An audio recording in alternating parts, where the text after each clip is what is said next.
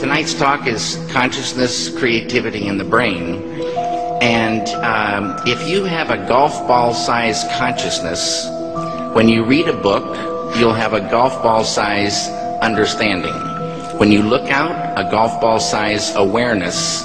And when you wake up in the morning, a golf ball-size wakefulness. But if you could expand that consciousness, then you read the book, more understanding. You look out, more awareness. And when you wake up, more wakefulness. It's consciousness. And there's an ocean of pure, vibrant consciousness inside each one of us.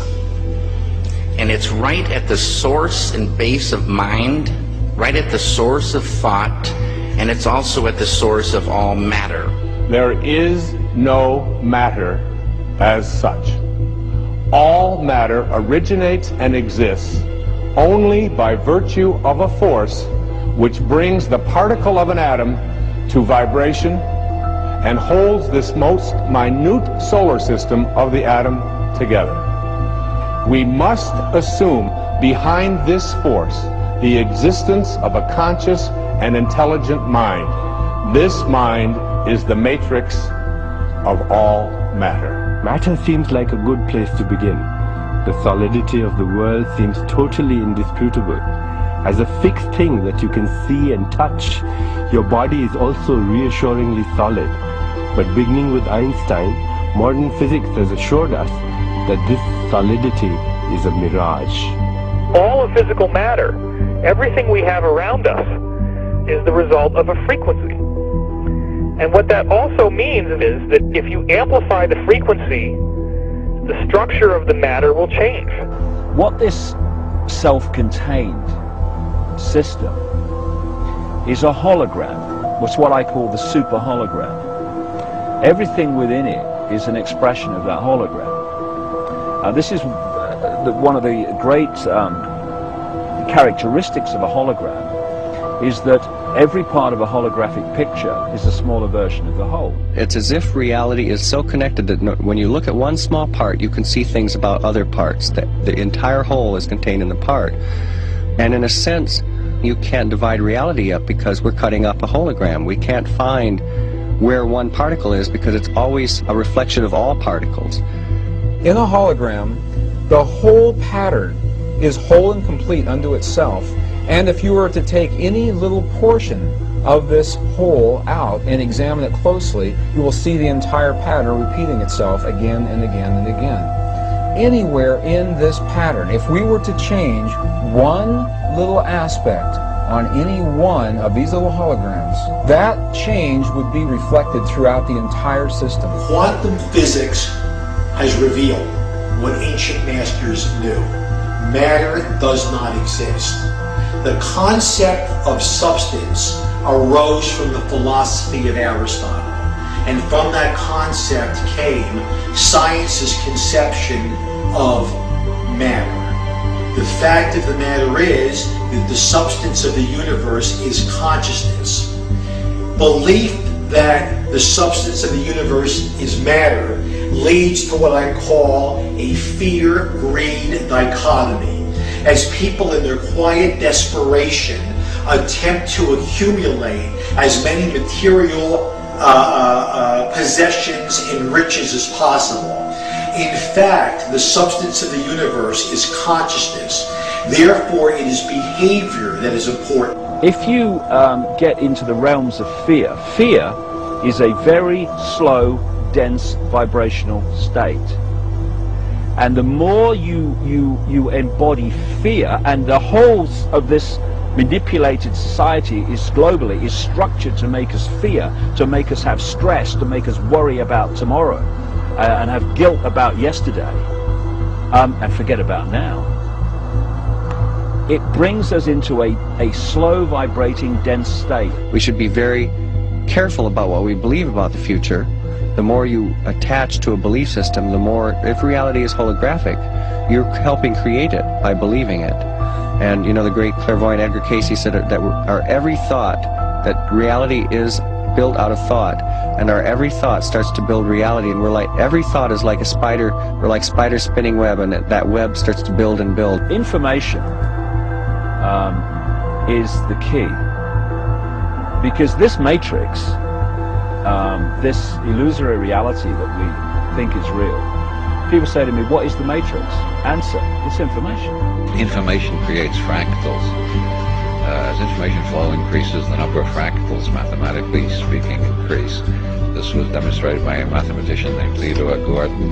Fractals are unpredictable functions, so things are becoming more and more unpredictable. When you start getting into fractals and chaos theory, when you look at it in terms of a society, this is where it starts to cross over into the so-called Illuminati or the negative elite, the world leaders with their philosophy of order out of chaos. There is some truth to that, in the sense that when the system becomes highly destabilized, there will be random shifts that suddenly self-organize into higher complexity. At the subatomic level, reality behaves in accordance with the expectation of the observer or the measurer, the scientist. Why is that remarkable? Because everything in the universe is composed of those subatomic particles.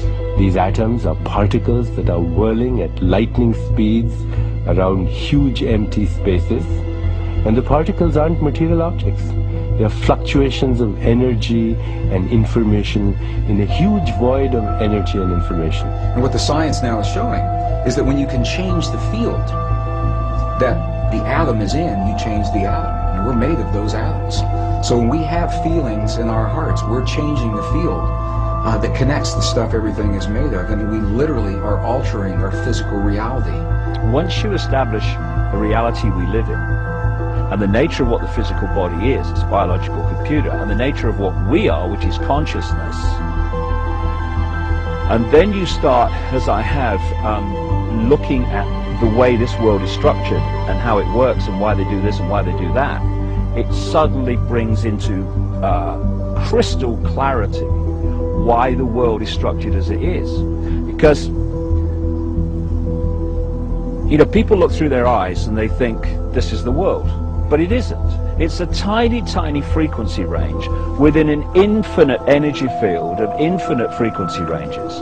And basically it's like a holographic television channel. It is the act of consciousness that actually creates the building blocks that the universe is made of. I can't imagine a universe that exists without us, because it's the act of us observing the world around us that is creating, allowing us to create as we go in a participatory universe. We may never find the edge of our universe as we're looking to define what this universe looks like. We may never find the smallest particle in the quantum world to see what this stuff is that we're made out of.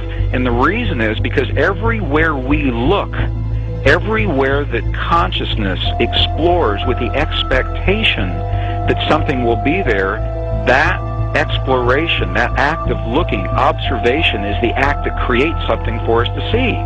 That we are actually building this universe as we go. Consciousness is the programming language of the universe.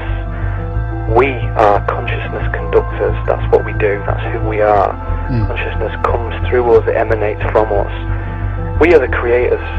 We are the ones who are targeted on this planet because we are the ones who transmit the reality just like everybody else does.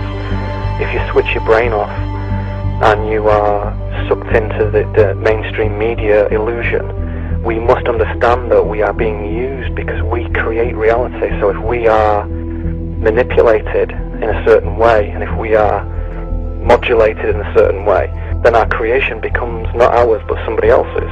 And what happens if we all do it? Everyone in this room decides to take control of reality. I'm talking about reality. I'm talking about quantum physics. I'm talking about taking control of things from the quantum level up, from the molecular level up, and it works. One of the things we're actually dealing with is as I say, some kind of operating system that can be hacked using words. The world is like a ride at an amusement park, and when you choose to go on it, you think it's real, because that's how powerful our minds are. And the ride goes up and down and round and round. It has thrills and chills, and it's very brightly colored, and it's very loud, and it's fun for a while. Some people have been on the ride for a long time, and they begin to question, is this real or is this just a ride?